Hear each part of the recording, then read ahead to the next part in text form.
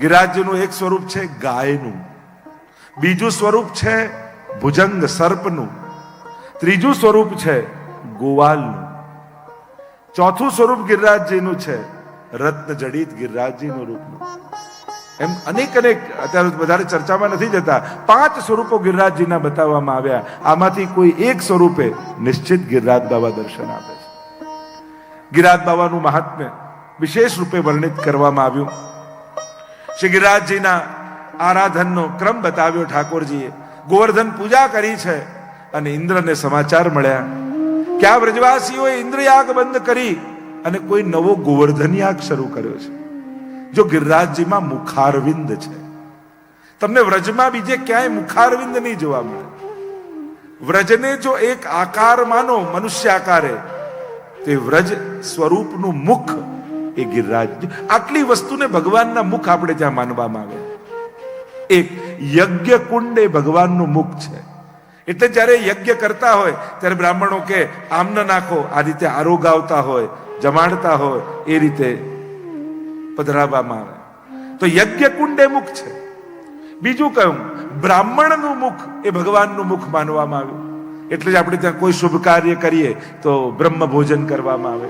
બ્રાહ્મણસ્ય મુખમાસી તરજાયત, ભગવાનના મુખમાંથી પ્રગટ થયા છે અને એટલા માટે મુખનો ભાવ કરીએ છીએ. ત્રીજું, ગાયનું મુખ એ ભગવાનનું મુખ માનવામાં આવે છે. કોઈ પણ, અને વૈષ્ણવનો તો નિયમ જ હોય, રોજ ગૌગ્રાસ કાઢે, એ ગાય પણ ભગવાનનું મુખ માનવામાં આવે છે. એમ ચોથું, આ ગિરિરાજ બાબાનું મુખારવિંદ એ પણ સાક્ષાત ઠાકોરજીનું મુખારવિંદ છે. જ્યારે ગિરિરાજ બાબાને આરોગ આવો છો તમે, ત્યારે સાક્ષાત પ્રભુ એ મુખારવિંદ દ્વારા અંગીકાર કરે છે. ઇન્દ્રને સમાચાર મળ્યા કે આ વ્રજવાસીઓએ ગોવર્ધન યાગ શરૂ કર્યો ને ઇન્દ્ર યાગ બંધ કર્યો છે. પ્રલય કાળના વર્ષા કરતા સંવર્તક નામના મેઘોને આજ્ઞા કરી કે જાઓ સમગ્ર બ્રજને ડુબાડી દો. કાળા કાળા વાદળો ઘેરાવા લાગ્યા બ્રજમાં. મોટી મોટી શિલાઓ પડતી હોય એવી બૂંદો પડવા લાગી વર્ષાની. ગભરાયા બ્રજવાસીઓ. અરે શું થવાનું છે? પ્રલય થવાનો સમય આવ્યો.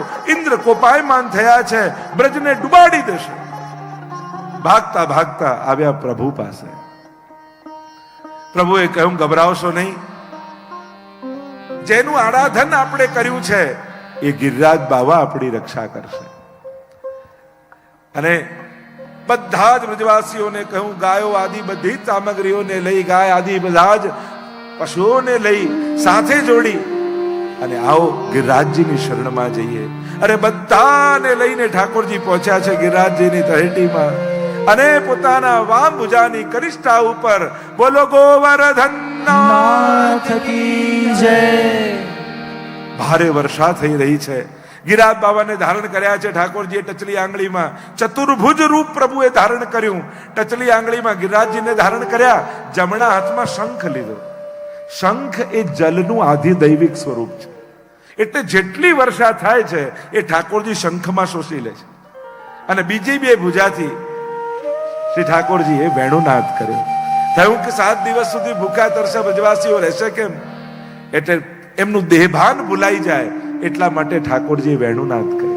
પહેલા તો જયારે ગિરિરાજજીએ ધારણ કર્યું ને એટલે બધા જ દોડીને લાકડી લઈને આવી ગયા વ્રજવાસીઓ. લાકડી લગાવી દીધી ગિરિરાજજીની નીચે અને કહેવા લાગ્યા, કનૈયા તું છોડ દે, હવે તું છોડી દે, અમે લાકડી લગાવી દીધી છે. ઠાકોરજીને થયું હજી સાધનનું બળ છે. એટલે જ આપણા ભક્તિ માર્ગમાં નિસ્સાધનતા જ સૌથી મોટું સાધન છે. બધો જ પ્રયાસ કરીને પણ વૈષ્ણવનો ભાવ શું હોય? ઠાકોરજીની કૃપાથી થશે. આપણે ત્યાં ન બુદ્ધિ બળ, ન પુરુષાર્થ બળ, ન ભાગ્ય બળ. વૈષ્ણવ તો એક કૃપા બળના આધાર પર ચાલતા હોય છે. પ્રભુની કૃપા થકી મને વિચાર આવ્યો છે, પ્રભુની કૃપા હતી તો હું સત્કર્મ કરી શક્યો છું. દરેકમાં યશ વૈષ્ણવ ઠાકોરજીને આપે છે, જેથી સત્કર્મ પણ બંધન ન બની જાય. જો જેમ પાપ લોઢાની બેડી છે ને, પુણ્ય સોનાની બેડી છે. આપણે કોઈ બેડી પહેરવી નથી. એટલે પુણ્ય કર્યા પછી પણ યશ ઠાકોરજીને આપી એ પુણ્યની બેડીથી પણ મુક્ત થઈ જાય. જો ઠાકોરજી ન ઈચ્છે, કારણ કે ભગવાન આંખ બધાને આપે છે, દરેક આંખને દર્શન નથી મળતા. કાન બધાને આપ્યા છે, દરેક કાનને કથા નથી મળતી. જીભ બધાને મળી છે, દરેક જીવા પર ભગવત નામ નથી આવતું. શરીર બધાને મળ્યું છે, પણ દરેક શરીરને સેવા કરવાની તક નથી મળતી હોતી. ઠાકોરજી આપણને તક આપે છે, એ બદલ પ્રભુનો આભાર માનવો જોઈએ. હે ઠાકોરજી, તારી પાસે તો હજારો હાથ હતા, પણ તે તારું કામ કરાવવા માટે મારા 2 હાથ પસંદ કર્યા. તારો ખૂબ ખૂબ આભાર છે. સત્કર્મમાં આપણે પ્રભુનો આભાર માનો, કારણ કે એણે આપણને એના કામ કરવા માટે પસંદ કર્યા છે. કરાવનારા ઠાકોરજી છે, ઈચ્છનારા અને વિચાર આપનારા ઠાકોરજી છે. વૈષ્ણવે હંમેશા ધ્યાન રાખવું, જ્યારે કંઈ પણ આપણા થકી સારું થાય ત્યારે એનો યશ ઠાકોરજીને આપો. જ્યારે કોઈ પણ સત્કર્મ તમે કરો ને, તો છેલ્લે એ દિવસે પ્રભુને પગે લાગવા જજો, દંડવત કરવા જજો. અને તમને જે યશ મળ્યો, તમને જે કીર્તિ મળી, તમને જે સત્કર્મ કરવાનો મોકો મળ્યો, એ બદલ ઠાકોરજી પાસે જઈ બધું પ્રભુને સમર્પિત કરી દેજો કે પ્રભુ, આ બધું તારું હતું, તું મારી સાથે હતો. એટલે લોકોને એમ થયું કે મેં કર્યું છે, પણ બળ તો પીઠ બળ તો તારું જ હતું. કહેતા ને કે એક છોકરાએ બહુ સરસ જવાબ આપ્યા ક્લાસરૂમમાં. એટલે ટીચર એમ કહ્યું કે આને સારા જવાબ આપ્યા છે, બધાએ આને બહુ રિસ્પેક્ટ આપવું, કાલથી ખૂબ માન આપવું. બીજા દિવસે સ્કૂલ આવ્યો એટલે જે ચોકીદાર સ્કૂલનો હતો એને કહ્યું, ગુડ મોર્નિંગ સર. પેલા તો મને સર કહે છે, ખુશ થઈ ગયો, આટલું બધું માન મારું. આગળ ગયો તો બધા વિદ્યાર્થીઓ ક્લાસના ઉભા હતા, એમણે પણ કહ્યું, ગુડ મોર્નિંગ સર. હવે આટલું બધું મારું માન, મને સર કહીને બોલાવે છે. આગળ ગયા તો ટીચર ઉભા હતા, એમણે પણ કહ્યું કે ગુડ મોર્નિંગ સર. પેલો તો ફૂલાતો જાય, મને સર કહીને ટીચરો બોલાવે છે. હજી આગળ ગયો તો વાઇસ પ્રિન્સિપાલ ઉભા હતા, એમણે કહ્યું ગુડ મોર્નિંગ સર. ત્યારે પેલાને થયું કે કંઈક ગડબડ છે. એણે પાછળ વળીને જોયું ને, તો પાછળ પ્રિન્સિપાલ ચાલતા ચાલતા આવતા હતા. લોકો એમને કહેતા હતા, અને આને એમ થયું કે મને કહે છે. એમ જ્યારે આપણી પ્રશંસા થાય ત્યારે 2 ઘડી ઉભા રહીને પાછળ વળીને જોજો, ચોક્કસ ભગવાન તમારી પાછળ ઉભા છે. લોકો એની પ્રશંસા કરે છે, અને આપણે એમ માનીએ છીએ કે આપણી પ્રશંસા થઈ રહી છે. આ પીઠબળ પરમાત્માનું હોય ને, તો જ સત્કર્મોમાં સફળ થઈ શકાય છે. નહીં તો આ દુનિયાના લોકો આપણને સારું કરવા દે એવા નથી. પાપ કરતા તો રોકે, પુણ્ય કરતા એ નડે એવા લોકો છે દુનિયામાં. સારું કરવું એ સહેલું નથી. એના માટે પણ ઈશ્વરની કૃપા જોઈએ, ત્યારે આ દુનિયામાં કંઈક સારું કરી શકાય છે. બાકી અઘરું છે. ઉલટાના પાપ કરવા હશે ને તો 25 જણા ભેગા થઈ જશે, પણ સારું કરવું હશે ને તો સાથે રહેલા 5 વિરોધમાં આવી જશે. સત્કર્મમાં એટલે જ કહેવાય છે, સજ્જનોને સંગઠિત કરવા બહુ અઘરા છે, પાપીઓને ભેગા કરવા સહેલા છે. પાપ એવું આકર્ષણ છે કે એમાં માણસ પોતાનો સ્વાર્થ છોડીને પણ ભેગો થઈ જાય છે, કારણ કે એમાં મજા છે. અને પુણ્યમાં ઘસાવાનું હોય છે, એટલે સાથીદારો પણ સાથ છોડી દેવા હોય છે. એટલે જ સત્કર્મ કરતા હોઈએ ત્યારે લોકો સાથે છે કે નહીં એ જોવા કરતા ઠાકોરજી મારી સાથે છે કે નહીં એનો વિચાર સતત કરો. અને પ્રભુ જો તમારી સાથે હશે તો તમારા સત્કર્મોમાં તમે સફળ થશો. અહીંયા વ્રજવાસીઓને લાકડીનો ટેકો આપ્યો, ઠાકોરજી હાથ લીધો ને ગિરિરાજજી નીચે આવવા લાગ્યા. ગભરાયા વ્રજવાસી, અરે કનૈયા પકડ. ઠાકોરજી આંગળીમાં ફરી ધારણ કર્યા. વ્રજવાસીઓને એમ થયું કે આ 7 વર્ષનો ઠાકોર, અને ક્યાંક એની ઊંઘ આવી ગઈ તો અમે તો બધા કાયમ માટે સૂઈ જઈશું. એવું શું કરીએ કે આને નિંદ્રા જ ના આવે. એટલે રાધાજીને 16 શણગાર સજાવી ઠાકોરજીની સામે ઊભા કરી દીધા. એટલે એક પલક પણ બંધ ન થાય, એક બાર પાપડ પણ બંધ ન થાય. અપલક નેત્રોથી, અનિમેષ નેત્રોથી પ્રભુ રાધાજીને ટગર ટગર જોવા લાગ્યા, અને ક્યાં 7 દિવસ જતા રહ્યા ખબર ન પડી. અને બધા બ્રજવાસીઓ વખાણ કરવા લાગ્યા. ઇન્દ્ર થાક્યા, હાર્યા, દંડવત કરતા કરતા ક્ષમા માંગવા માટે આવ્યા.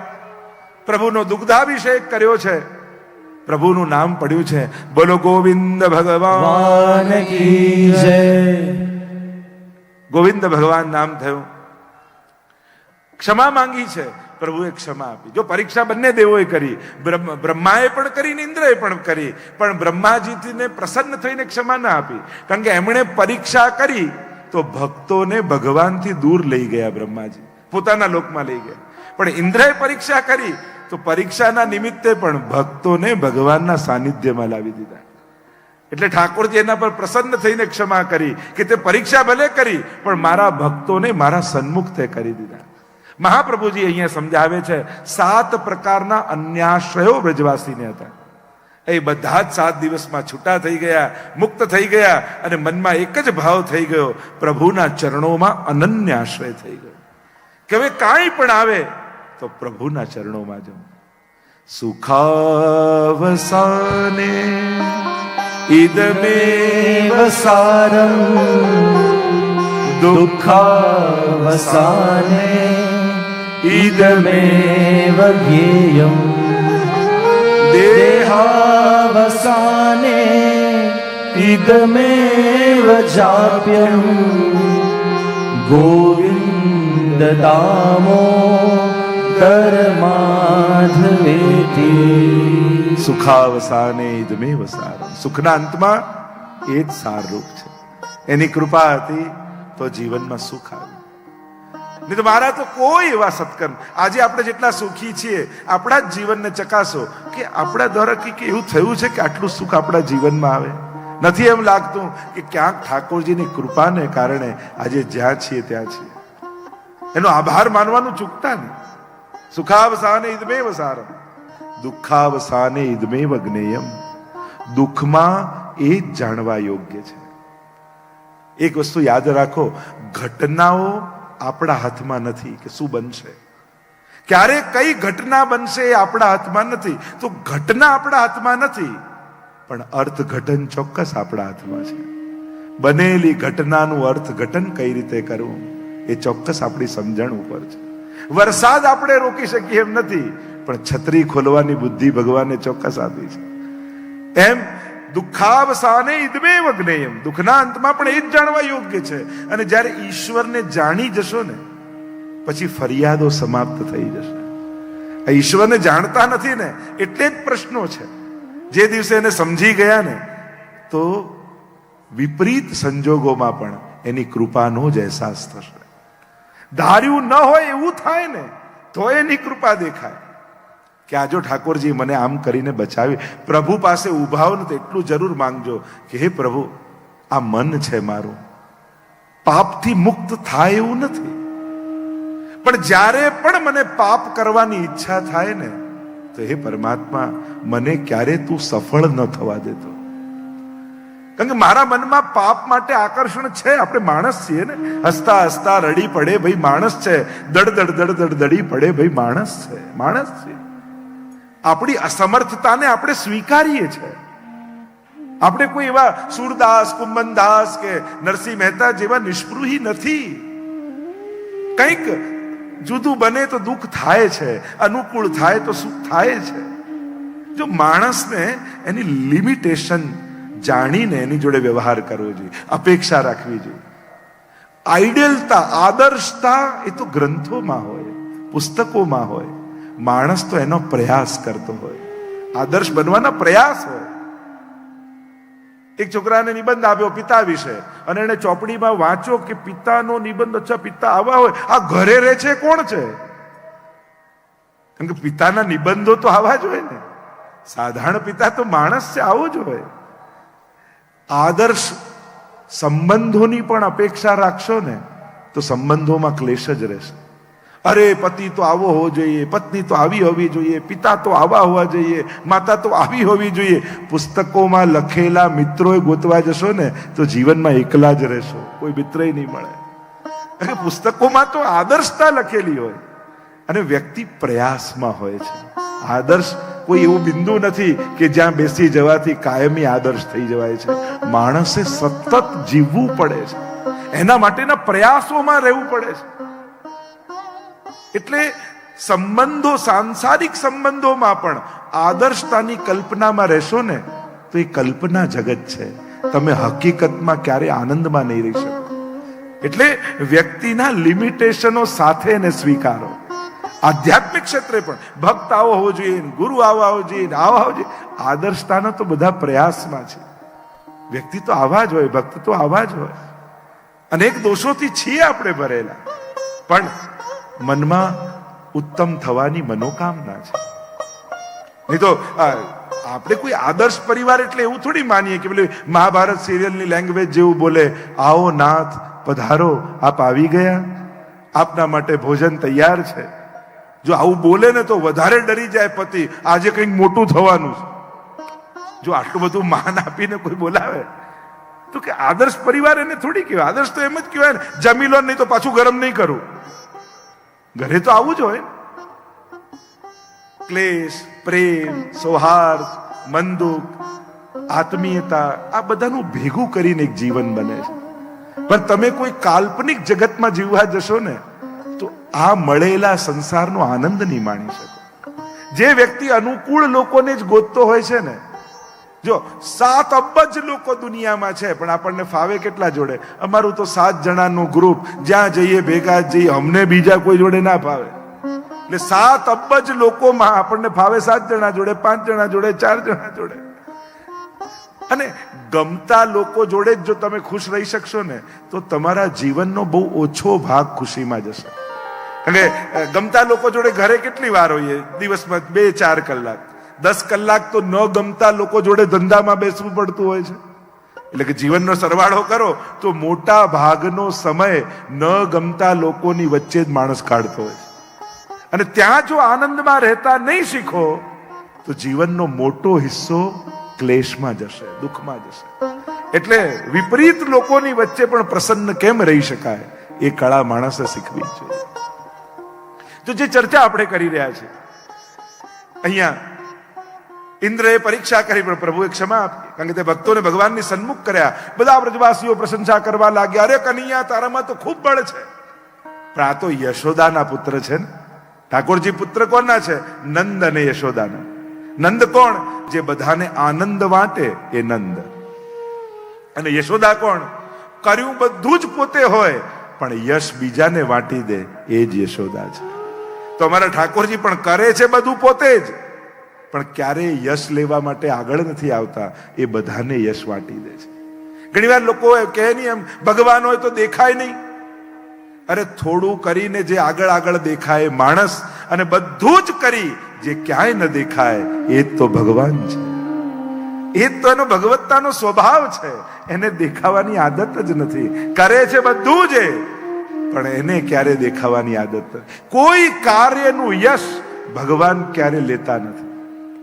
અને ભગવાનનો ભક્ત પણ એવો જ હોય, કરે બધું જ પોતે, યશ લેવાનો વારો આવે ત્યારે બધાને વાંટે. આ તો બધાનો સાથ હતો એટલે, આ તો બધા જોડે હતા એટલે, આ તો પરિવારનો સાથ હતો એટલે જે કાંઈ પણ યશ મળ્યો હોય પ્રસાદ માનીને બધાને વાંટી દે. વૈષ્ણવ માટે જે પણ એને જીવનમાં મળે છે ને એ એના કર્મોનું સફળતાનું ફળ નથી, ઠાકોરજીની પ્રસન્નતાનો પ્રસાદ માને છે. અને પ્રસાદને ખવાય નહીં, પ્રસાદને વંટાય. આપણે ત્યાં તો મહાપ્રસાદની મહત્તા છે ને. ઠાકોરજીને ધરીને લઈએ એ પ્રસાદ, અને વૈષ્ણવને વાટી જે બચે એને ગ્રહણ કરો એ મહાપ્રસાદ છે. એટલે જીવનમાં પણ જે મળ્યું છે એને મહાપ્રસાદ માનીને સ્વીકારજો. જે મળ્યું એને વાંટો અને બચે પછી ગ્રહણ કરો તો એ ઠાકોરજીનો મહાપ્રસાદ બની જશે. એ બંધન, જો જમવાનું બંધન હોય, પ્રસાદ લેવાનું કોઈ બંધન ન હોય. તમે જમવા જાઓ તો એ કર્મ છે, પણ પ્રસાદ લેવા બેઠા હોય એને શેનું બંધન? પોતાના કામ માટે દોડે તો બંધન છે, સેવા માટે દોડે એ તો બંધનોમાંથી મુક્તિ છે. એટલે જ્યારે આપણા કર્મોના કેન્દ્રમાં કૃષ્ણ બિરાજી જાય છે ત્યારે ભરેલું પ્રત્યેક ડગલું ગાંઠોને ખોલનારું થઈ જાય છે. જ્યારે તમારા લક્ષ્યો ઉત્તમ હોય છે, અલૌકિક હોય છે, ત્યારે એના માટેના કરેલા લૌકિક પ્રયાસો પણ તમારી લૌકિક ગાંઠોને ખોલનારા હોય છે. કારણ કે તમારું લક્ષ્ય ભગવાન છે, સેવા છે, ઉત્તમતા છે, અલૌકિકતા છે. અને અલૌકિકતા તરફની ગતિ એ આપણા લૌકિક બંધનોને ખોલનારી હોય છે. અહીંયા પ્રભુ બોલ્યા, જ્યારે બધા યશ આપવા લાગ્યા ત્યારે ઠાકોરજી બોલ્યા છે, કछु માખન કો બલ બઢ્યો, કछु ગોપન કી સહાય, अरे राधे जो की कृपा ते मैंने गोवर्धन लियो था। कछु माखन को बल बढ़्यो, આ તો વ્રજવાસીઓ તમે માખણ ખવડાવો છો ને એનાથી મને તાકાત આવી, તમે ઉચકી લીધો. યશ આપ્યો વ્રજવાસીઓને. કछु ગોપન કીની સહાય. આ ગોપોએ લાકડી લગાડી એટલે ઉચકાયો, હું એકલો થોડી ઉચકી શકું. અરે રાધે જો કી કૃપા તે. આ રાધાજી સામે ઉભા રહ્યા ને અને એમને જોઈને મને એવું બળ આવી ગયું કે ક્યારે ગિરિરાજજીને ઉચકાઈ ગયા મને ખબર ન પડી. મેને ગોવર્ધન લિયો. આમ ઠાકોરજીએ યશ બધાને વાટી દીધો. ગોવર્ધન યાગની કથા આવી. ઠાકોરજીએ ગોવર્ધન પૂજાનો ક્રમ બતાવ્યો અને એ ક્રમ આજ સુધી વ્રજમાં ચાલી રહ્યો છે, કૃષ્ણ ભક્તિમાં ચાલી રહ્યો છે. કારણ કે પ્રભુએ કોઈનું પૂજન કરવાનું કહ્યું હોય તો એકમાત્ર ગિરિરાજજી છે, ગોવર્ધન ગિરિરાજ બાવા છે. અને વૈષ્ણવમાં તો વિશેષ મહત્તા, કૃષ્ણ ભક્તોમાં તો વિશેષ મહત્તા ગિરિરાજજીની માનવામાં આવે છે. ચર્ચાઓ તો ગિરિરાજજી માટે અનંત છે, ઘણી ચર્ચાઓ છે, પણ અહીંયા ગોવર્ધન યાગની કથાને વિરામ તરફ આવીએ અને આગળ રાસ પંચાધ્યાયની કથા આવે છે. આ 5 અધ્યાયમાં રાસલીલાનું વર્ણન છે. એટલે 5 અધ્યાયમાં રાસલીલા એટલે કહેવાય રાસ પંચાધ્યાયી. ભાગવતજી અનુસાર 29 થી 33 અધ્યાય એ રાસ પંચાધ્યાયીના છે. એક વસ્તુ યાદ રાખો, આ રાસલીલા આજ સુધીના જેટલા આચાર્યો થયા, જેટલા વિદ્વાનો થયા, જેટલા સંતો, મહાત્મા, વિરક્તો, સંન્યાસીઓ, લેખકો, એ બધાએ આ રાસલીલાને સર્વોપરી લીલા કહી છે, સર્વોપરી લીલા માની છે. કારણ કે આ રાસલીલા કોઈ સ્ત્રી પુરુષનો ગરબો નથી. આ તો અલ્પાનંદને પૂર્ણાનંદ બનાવવાની પ્રક્રિયા છે. આ તો જીવાત્માને પરમાત્માનો અનુભવ કરાવવાની પ્રક્રિયા એ રાસ છે. કારણ કે આ કોઈ ગોપીઓ કોઈ સ્ત્રી થોડી છે. એક વસ્તુ યાદ રાખો, રાસમાં કોઈ પુરુષનો પ્રવેશ નથી, રાસમાં કોઈ સ્ત્રીનો પ્રવેશ નથી, રાસમાં કેવલ ગોપીઓનો પ્રવેશ છે. અને ગોપી કોણ છે? ગોપી કોઈ સ્ત્રી કે દેહનું નામ નથી. ગોપી એ કૃષ્ણ ભક્તિની સર્વોચ્ચ અવસ્થાનું નામ છે. એ પુરુષ પણ હોઈ શકે, સ્ત્રી પણ હોઈ શકે. ગોપી ઇન્દ્રિયૈ કૃષ્ણ રસ પીબતી ઇતિ ગોપી. જેની સર્વ ઇન્દ્રિયો કેવલ કૃષ્ણ તત્વનું પાન કરે છે એ જ ગોપી છે.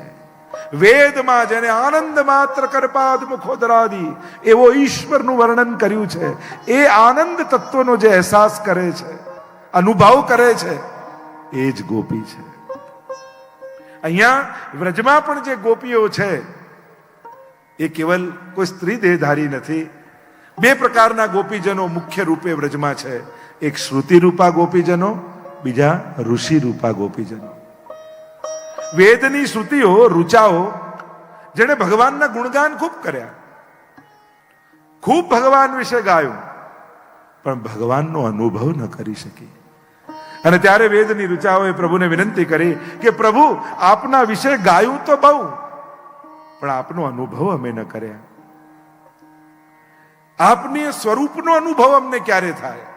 અમે ગાઈએ તો છે કે આનંદ માત્ર કરપાદ મુખોદરાદી રસો વૈસહ, આ પરમ આનંદ રસરૂપ છો, પણ એનો અનુભવ અમને નથી. અને ત્યારે પ્રભુએ કહ્યું કે જ્યારે કૃષ્ણ સ્વરૂપે, પૂર્ણ સ્વરૂપે પધારીશ ત્યારે તમે વ્રજમાં ગોપીઓ બનીને પધારજો, તો તમને મારા પૂર્ણાનંદનો અનુભવ કરાવીશ. તો એ જે યુથ છે ગોપીઓનું, એ છે શ્રુતિ રૂપા ગોપીજનો. અને બીજા ઋષિઓ છે, બીજા ગોપીઓ છે ઋષિ રૂપા ગોપીજનો. ભગવાન રામ જ્યારે દંડકારણ્યમાં પધાર્યા, મોક્ષ સુધીના આનંદને અનુભવ કરી ચૂકેલા એ ઋષિઓ ભગવાનને જુએ છે, ત્યારે ભગવાનને જોઈને અધિક કોઈ આનંદ પામવાની ઈચ્છા જાગે છે.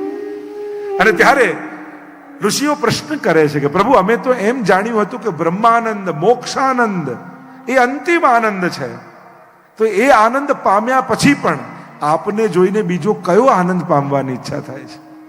ત્યારે પ્રભુએ કહ્યું એ છે મારું સ્વરૂપાનંદ, મારું ભજનાનંદ. 3 પ્રકારના આનંદ શાસ્ત્રોએ કયા? વિષયાનંદ, બ્રહ્માનંદ અને ભજનાનંદ. તો પ્રભુ આપના સ્વરૂપાનંદનો અનુભવ અમને કઈ રીતે થાય?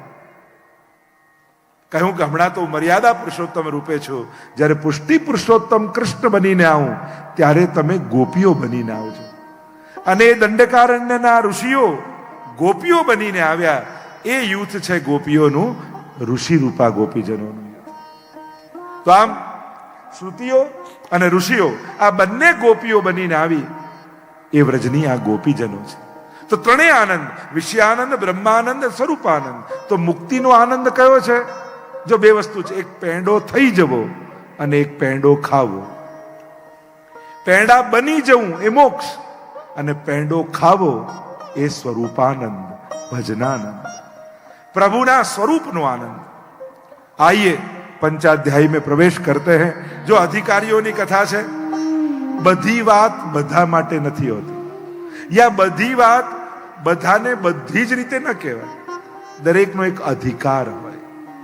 જેમ કોઈ નાનકડું બાળક એમ પૂછે કે પપ્પા ગાડી કેમ ચાલે, તો આપણે સ્ટેરિંગ બતાવીએ કે આ સ્ટેરિંગ થી ચાલે. એનાથી મોટો થોડો સમજદાર વ્યક્તિ હોય એને પૂછે કે કાર કેમ ચાલે, તો એને કહી કે પેટ્રોલ થી. અને ઓટોમોબાઈલ એન્જિનિયરિંગ ભણતો હોય તો પછી આખું એન્જિન કઈ રીતે વર્ક કરે એ શીખવાડવામાં આવે. એમ જ જિજ્ઞાસુ શ્રોતા કેવા અધિકારનો છે એ પ્રકારે એને સમજ અપાય. અહીંયા રાસલીલા સાંભળતા પરીક્ષિત મહારાજને પોતાને પ્રશ્ન થઈ ગયો કે આ રીતે ગોપીજનો દોડ્યા અને પ્રભુ એમનો ઉદ્ધાર, એમના પર કૃપા કરી, આવું કેમ? ત્યારે સુખદેવજીએ ખુલાસો કરતા કહ્યું, રેમે રમેશો વ્રજ સુંદરી ભી અતાર બકા સ્વ પ્રતિબિંબ વિભ્રમ. આ તો એવી નિર્દોષ લીલા છે જેમ એક નાનકડું બાળક અરીસામાં પોતાના પ્રતિબિંબની સાથે રમે, એવી નિર્દોષ લીલા છે.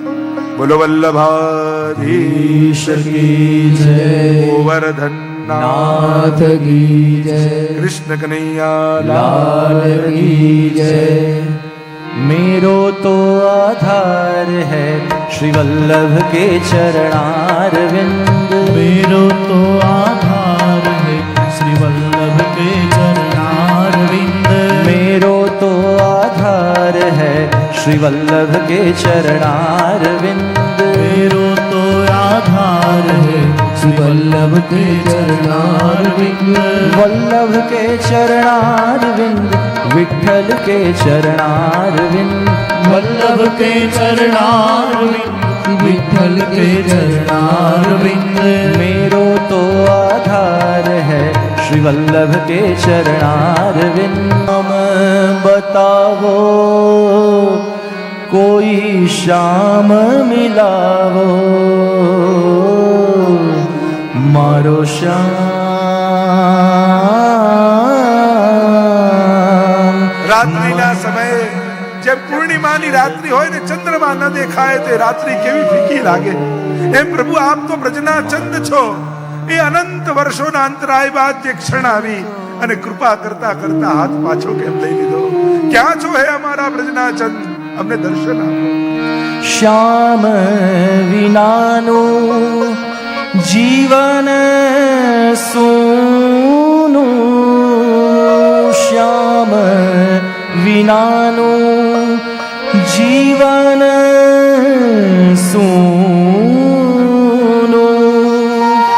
ચંદ્ર વિનાની રાતડી જેવું મારો શ્યામ. મને જડતો નથી, મારો શ્યામ મને જડતો. કૃષ્ણ કૃષ્ણ કૃષ્ણ, હા નાથ રમણ પ્રેષ્ઠ. હે કૃષ્ણ પ્રગટ હો જાइए. ચારે બાજુ પ્રલાપ કરતી ગોપીઓ શોધવા લાગી આ વૃંદાવનમાં. કૃષ્ણ કૃષ્ણ કરતા એવી ઉન્મત્ત બની પોતાને કૃષ્ણ સમજવા લાગી. કૃષ્ણ લીલાઓના અનુકરણો કરવા લાગી.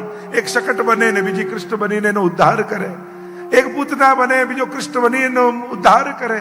કૃષ્ણ લીલાઓના ઉન્મત્ત બનીને અનુકરણો કરવા લાગી. કૃષ્ણમય ગોપીઓ થઈ ગઈ. કોઈ સાધન ન રહ્યું પ્રભુને મેળવવાનો. બધી જ ભેગી મળીને આવી યમુનાજીના તટ ઉપર. અને જ્યારે કોઈ સાધન ન રહે, મહાપ્રભુજી સુબોધનજીમાં આજ્ઞા કરે છે, અષ્ટાવિંશે હરિર ગાનમ સ્વભાવાત અપરાધતઃ કૃતાવગ્ના ગોપિકાહી સ્તોત્રમ ચક્ર રીતેરિયતે. સ્વભાવથી અને અપરાધ વિરહીનો સ્વભાવ હોય છે ગુણગાન કરવા, અને જેનો અપરાધ કર્યો હોય એની સ્તુતિ કરવી જોઈએ. અને એટલા માટે બધી જ ગોપીઓ ભેગી મળી યમુનાજીના તટ પર આવી અને પ્રભુને મેળવવા માટે गोपी गीत नु गान करवा लागी. आइए हम लोग भी मिलकर गोपियों के स्वर में स्वर मिलाएं और हम भी गोपियों के साथ प्रभु को पुकारें. जयति तेधिकं जन्मना व्रजः शयत इंदिरा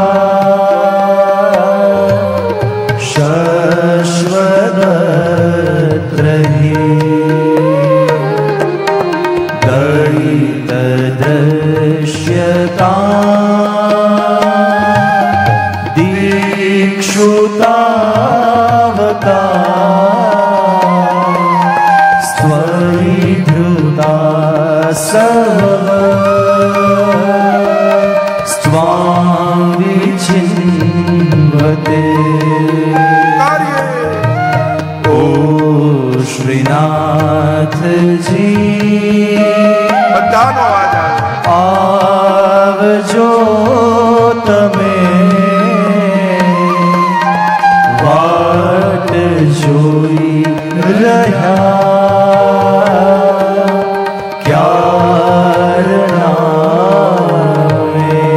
जयति ते अधिकम जन्मना व्रज. महाप्रभु जी आज्ञा करे, सुबोधनी अद्भुत है. मंगलार्थो अत्र जय शब्द. क्रियापद થી શરૂ ન થાય કોઈ વસ્તુ. અહીંયા જયતી ક્રિયાપદ છે. મહાપ્રભુજી આજ્ઞા કરે, આ તો મંગલાચરણ કર્યું ગોપીઓએ. કારણ કે જે ગાવું છે એમાં વિઘ્ન ના આવે, અને ગાયને જે પામવું છે એમાં કોઈ વિઘ્ન ના આવે. આપના પ્રાગટ્યથી વ્રજ અધિક શોભાને પામ્યું છે. સ્વયં લક્ષ્મી ઇન્દિરા વૈકુંઠ છોડીને વ્રજવાસ કરે છે. હે દયિત, હે દયાલુ, દૃશ્યતામ પ્રગટ હો જાइए. દીક્ષુ તાવકા, અમે તમારા છીએ. જો ગીતાજીની શરૂઆત મામકાથી થાય. ધર્મક્ષેત્રે કુરુક્ષેત્રે સમવેતા યુત્સવ મામકા પાંડવાશ્ચૈવ, મારા. અને ગોપી ગીતની શરૂઆત તાવકા, તમારાથી થાય. તો જ્યાં મારું મારું છે તો ગીતાજીના અંતમાં યુદ્ધ થયું, અને જ્યાં તારું તારું છે ત્યાં ગોપી ગીતના અંતમાં રાસ થયો. આ બે વિચારધારા છે, મારાની અને તારાની. અને તમે જેવું બોલો એવું ઠાકોરજી કરે. તમે એમ કહો મારું મારું મારું મારું મારું, તો પ્રભુ કે તને ચોક્કસ મારું. અને તમે કહો તારું તારું તારું, તો પ્રભુ કે તને ભવસાગર તારું. દીક્ષુ તાવકા ત્વયી ધૃતાસ્વત્વામ વિચિન્વતે. તમારે કારણે જેણે પ્રાણોને ધારણ કર્યા છે એવા અમે આપને શોધી રહ્યા છીએ. પ્રભુ પ્રગટ હો જાइए, દર્શન દીजिए, એમ કહેતા ગોપીઓ આગળ ગાન કરતા. शरदोदासये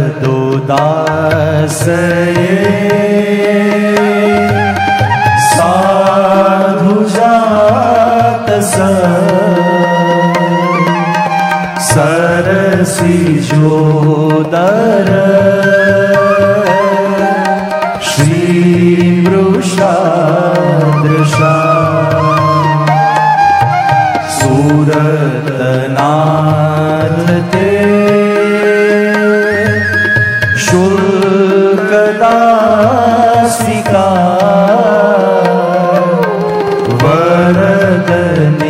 वरदनिघ्नतो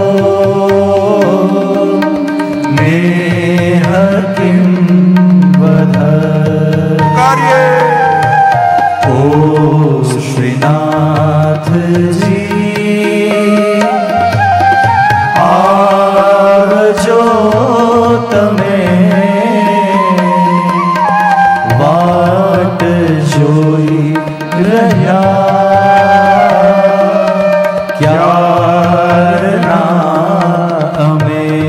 શરદ કાલમાં સરોવરો સ્વચ્છ થઈ ગયા હોય, અને એમાં તાજા ખીલેલા કમળો, અને તાજા કમળની લાલીમાં કંઈક જુદી જ હોય, અને લાલીમાને જેણે હરી લીધી છે એવા આપના નેત્રો, અને નેત્રોથી બાકી ચિતવન કરી જ્યારે આપ અમારી ઓર નિહારો, ત્યારે અમને એમ લાગે કે આ નેત્ર નેત્ર નથી પણ બાણ છે. આ બાણ ચલાવી અમારા હૃદયને વિંધી રહ્યા છો એવું અમને લાગે. કમલ સી અખિયા લાલ તિહારી 300 તક તક તીર ચલાવત બેંધત છતિયા હમારી. પ્રભુના નેત્રોમાં 4 અમૃત છે. કોટી ચાંચલ્યામૃત, મંદ આરુણ્યામૃત, હાસ્યામૃત અને લાવણ્યામૃત. આ 4 અમૃત પ્રભુની દ્રષ્ટિમાં બિરાજે છે. નેત્ર ઉપર તો નયનમ મધુરમ કહીને મહાપ્રભુજી કેટલી વાતો કહી દે છે. એવા આપના નેત્રો જ્યારે અમે અમારી ઓર નિહારો તો અમને વધ કરતા હોય એવું લાગે. પ્રભુ અમને મારવા જતા તો મરી જવા દેવા હતા, બચાવ્યા કેમ? વિષ જલા પેયા વ્યાર રાક્ષસાદ વર્ષમાં ઋતાદ, બધા જ અસુરોથી આપે અમને બચાવ્યા, તો હવે મારવા કેમ બેઠા છે? પ્રભુ અમે આપને જાણીએ છીએ, આપ કોઈ નંદ યશોદાના જ પુત્ર નથી. અને ગાન કરતા ગોપીઓ કહે છે, નખલુ ગોપિકા નંદનો ભવા અખિલ દેહિના અંતરાત્મધ. આપ કેવલ નંદ યશોદાના પુત્ર નથી, પણ વૈખાનસ મત બ્રહ્માજીનો છે, વેદને ખોદનારા. આજે પણ જગન્નાથપુરીમાં વૈખાનસ મતથી ઠાકોરજીની સેવા થાય છે. એટલે દાંતણ રાખવામાં આવે, આદિ ક્રમ કરવામાં આવે, દંત ધાવનાદિ કરવામાં આવે. વૈખાનસ મત બ્રહ્માજીની વિનંતીથી ગોપુ રક્ષણે દાતો, વિશ્વની રક્ષા માટે આ ભૂતલ પર પધાર્યા છો. પ્રભુ આપ, અમે આપને જાણીએ છીએ, આપ તો ઘટઘટની જાણનારા ને જોનારા છો. પ્રગટ હો જાઈએ પ્રભુ. કૃપા કરવાના પ્રભુના આટલા માધ્યમો છે અને દરેક માધ્યમોની ગોપીઓ આકાંક્ષા કરે છે. નેત્ર દ્વારા પ્રભુ કૃપા કરે, હસ્ત દ્વારા કૃપા કરે, ચરણ દ્વારા કૃપા કરે, મુખારવિંદ દ્વારા કૃપા કરે. ગોપીઓ એક એક વસ્તુની વાંછના કરે છે. પ્રભુ આપનો કરકમલ અમારા મસ્તક પર પધરાવો ને, જે લક્ષ્મીજીએ ગ્રહણ કર્યો છે. કારણ કે શરણમીયુષામ સંસ્કૃતેર ભયાત, સંસારના ભયથી આપના શરણમાં આવ્યા છે અને શરણાગતનું રક્ષણ કરવું એ આપનો ધર્મ છે. પ્રભુ આપના ચરણારવિંદને અમારા હૃદય પર પધરાવો. અને એમ કહેતા ગોપીઓ ગાન કરતા બોલી, પ્રણત દેહિના પાપ કર્ષણમ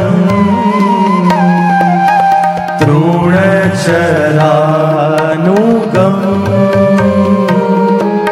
શ્રીનિકેતનમ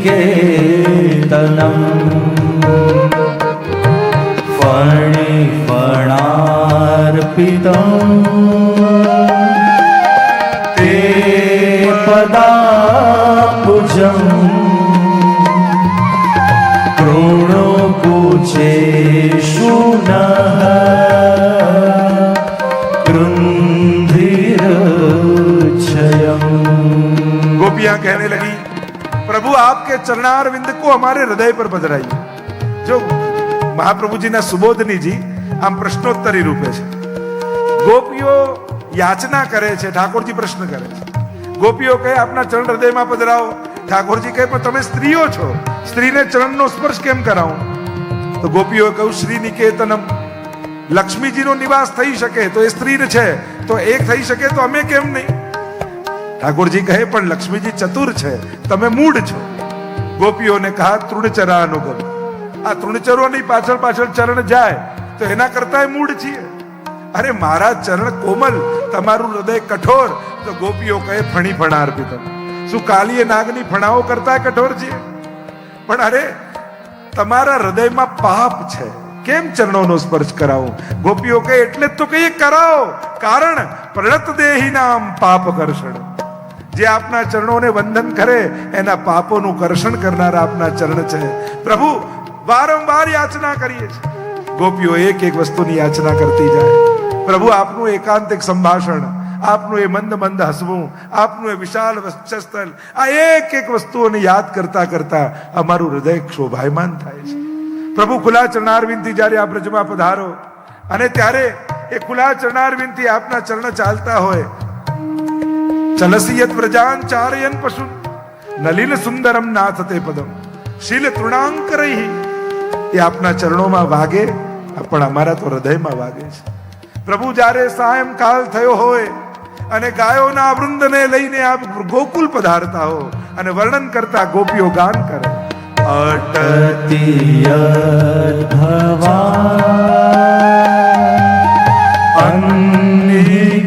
અન્નિકાનનં ત્રુટિર્યુગાયતે ત્વામ પશ્યતામ કુટિલકુંતલમ શ્રીમુખં ચ તે જડરુદીક્ષતા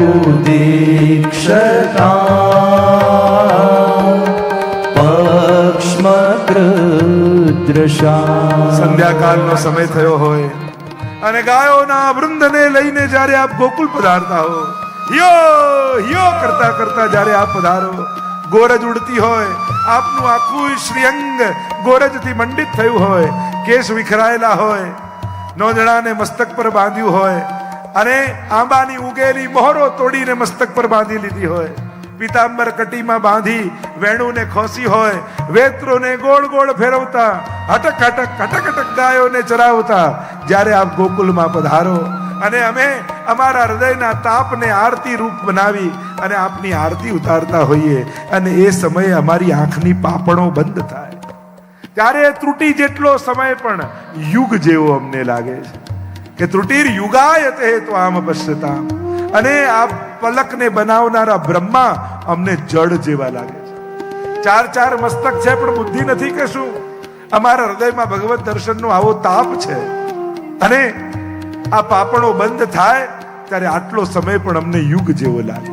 નંદદાસજી કહે ને, બ્રજ મેં વિરહ ચાર પ્રકારના વિરહનો અનુભવ ગોપીઓને થાય છે. આ જે થયો એ પલકાંતર વિરહ. પાપણ બંધ થાય ને યુગ જેવો વિયોગ લાગે. ઠાકોરજી ગૌચારણ કરવા જાય અને સર્વે મિલિત્વા સમવાપ્ય યોગમ, એ જે વિરહ થાય એ વનાંતર વિરહ કહેવાય. ઠાકોરજીને જ્યારે અક્રૂરજી પધરાવવા માટે આવ્યા અને મથુરા લઈ ગયા, માધવ ક્યાંય નથી મધુવનમાં, કાલિંદીના જલ પર ઝૂકી, પૂછે કદંબ ડાળી, યાદ તને બેસી અહીં વેણુ વાતા તા વનમાળી. લહર વમળ ને કહે, વમળ એ વાત સ્મરે સ્પંદનમાં, માધવ ક્યાંય નથી મધુવનમાં. કોઈ ન માંગે દાણ, નાણ ન કોઈની વાટે ફરતી, હવે કોઈ લજ્જાતી હસતા રાવ કદી ક્યાં કરતી. નંદ કહે જસુમતીને, માતા લાલ ઝરે લોચનમાં, માધવ ક્યાંય નથી મધુવન. જે દશા ગોપીઓની થઈ છે એ દેશાંતર વિરહ કહેવાય. અને ઠાકોરજી સામે જ ઉભા હોય અને ક્ષણ માટે વિચાર આવે કે હમણાં યશોદાજી બોલાવી લેશે અને જવાના વિચાર માત્રથી ગોપીઓ મૂર્છિત થઈને પડી જાય. એ છે પ્રત્યક્ષ વિરહ. ચારે પ્રકારનો વિરહ ગોપીઓને અનુભવાય. પ્રલાપ કરતા કરતા ગોપીઓના શબ્દો ખૂટ્યા, ભાવ ઉત્કટ બની ગયો. જોર જોરથી ગોપીઓ પ્રલાપ કરવા લાગી. ઇતિ ગોપ્ય પ્રગાયંત પ્રલપંતશ્ચ ચિત્રધા, રુરુદુહુ સુસ્વરમ રાજન કૃષ્ણ દર્શન લાલસા. કૃષ્ણ દર્શનની લાલસાથી ગોપીઓ જોર જોરથી પ્રલાપ કરે છે, રડવા લાગી છે ગોપીઓ. પ્રભુ આપ પ્રગટ નહીં થાઓ તો પ્રાણોના ત્યાગ કરી દઈશ. રોને સે और इश्क में बेबाक हो गए, रोने से और इश्क में बेबाक हो गए, धोए गए इतना कि बस पाक हो गए. પ્રભુને યાદ કરીને આંખમાંથી ખરેલા આંસુઓ જ્યારે હૃદય પર પડે ત્યારે જન્મ જન્માંતરના કલ્મશો ધોવાઈ જતા હોય છે. જોર જોરથી ગોપીઓ રડે છે, પ્રભુ આપને અમારી આવશ્યકતા ના હોય તો કહી દો, હમણાં જ આજ ક્ષણે પ્રાણોના ત્યાગ કરી દઈશું. પણ આપ તો અમારું જીવન છો, આપના વગર જીવવું સંભવ નથી. ગોવર્ધન વાસી સાવરે લાલ, तुम बिन रहो न जाए. गोवर्धन वासी सांवरे लाल, तुम बिन रहो न जाए. ब्रजराज लड़े ते लाड़ीले लाल तुम बीन रह्यो न जाय। दर्शन को नैना तपे लाल वचन सुनन को कान मिलवे को हियरा तपे मेरे जिय के जीवन प्राण श्री गोवर्धन वासी सांवरे